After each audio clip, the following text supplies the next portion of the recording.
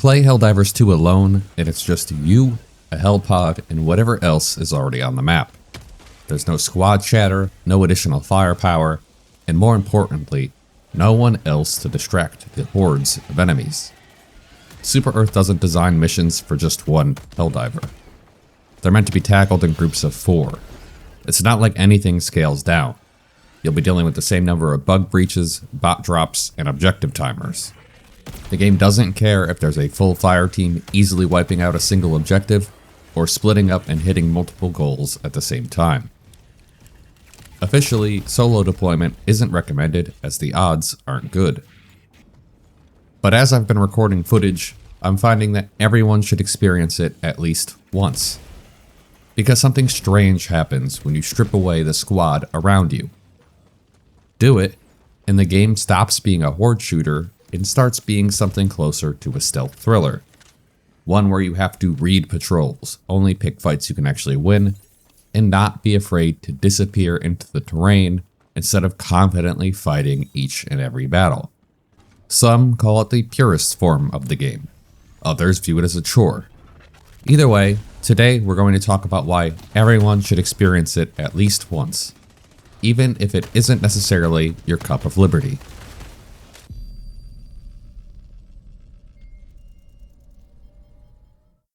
Now, Super Earth doesn't keep records on Helldivers who go dark. Officially, if you disappear alone out there, you never existed. There is one loophole though.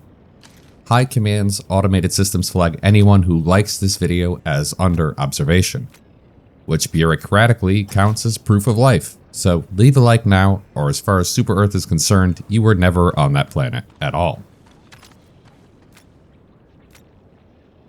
Setting aside all real-world reasons for possibly playing alone, as someone who makes in-universe, lore-focused videos, it's very different to experience a battle with no one around to help you. You've undoubtedly died plenty of times to random fire from ads when fighting bots or the Illuminate, but in multiplayer that's easy to wave off. It's no big deal, someone will just call in reinforcements. While your destroyer will deploy a limited number of reinforcements itself while fighting solo, the feeling is very different. You have no one else to rely on, so a death truly feels like a setback. One less chance to get the objectives done and get out. On top of that, it really helps convey the terrible odds we're fighting against. Hordes and hordes of weak foes are more than enough to bring down one lone Helldiver, let alone having to handle all the harvesters, hulks, and chargers yourself. Because of this, your loadout has to be highly optimized for survival and power. So just bringing whatever you feel like may not be enough. You need something to deal with a ton of enemies, but also enough heavy armor or anti-tank penetration so you aren't left with your mags empty while trying to defend an objective. It also means you have to think about set objectives. Things like spreading democracy and defending the flag become nigh impossible on higher difficulties, since you must stay in the zone and progress resets if you leave at all. At the same time, an infinite number of enemies comes at you. Instead, you'll stop and consider which ones are the most feasible. Are they close together? Far apart? What is the enemy spread like? All of these actually become factors instead of afterthoughts. While there's no real benefit to playing solo, it's interesting to see what Helldivers plays like in such a pared down version. More focused on stealth, akin to something like Ghost Recon or Metal Gear Solid, where you've got plenty of firepower, but it's easy to get overwhelmed since you're behind enemy lines by yourself. Even something simple like Extraction, which is often an afterthought or a formality, where you stand around doing nothing, becomes a tense situation where you try to balance striking early before enemies get close and avoiding drawing any attention at all. It's also so much quieter without 4 different people constantly calling in airstrikes or laying down a ton of fire.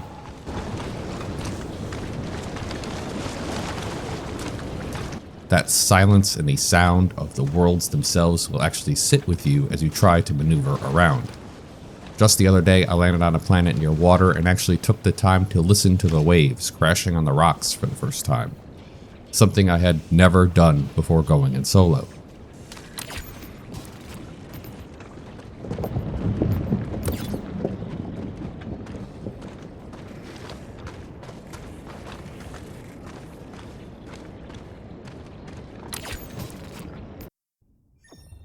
I know it makes no sense to play this way. Everything just takes longer, especially in a game where the rewards are predominantly tied to completing matches. So the faster your group gets through everything, the better. It's a unique experience that many won't even consider, but to me it's the true essence of Helldivers. Behind all the guns blazing and stratagems, it's what a normal, non-video game Helldiver is going through. Terrible odds, feeling completely alone and isolated, and trying to navigate unfamiliar terrain while doing what Super Earth needs done.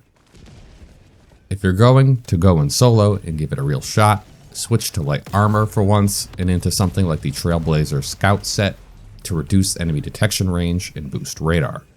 Bring a high damage primary like the Purifier or the Breaker Incendiary for bugs, then add a grenade pistol and thermite to help against heavy armor. For stratagems, most go with the Quasar Cannon to deal with the heavies, the Shield Generator Pack for survival, and some kind of sentry for distractions or to defend, and then a flex spot where you can take the Laser Strike or something like the Exosuits for damage and survivability. Just make sure to tack on the UAV booster, which increases radar distance by about 50%. Important when you're going alone, and spotting the enemies before they spot you is more important than anything. As a disclaimer, that's just based on my research, not something I've personally run. I'm trying to earn all of the war bonds just through playing, so I haven't unlocked most of this stuff, but it should be a good starting point for you. If you give it a shot, or have given it a shot, let me know what you think of the experience. I know it makes no sense if you're mostly focused on progress like I am, but it was cool to experience a few times, and it does make me wish that it was more feasible as a way to play the game. As always, thanks for the support. I'll see you next time.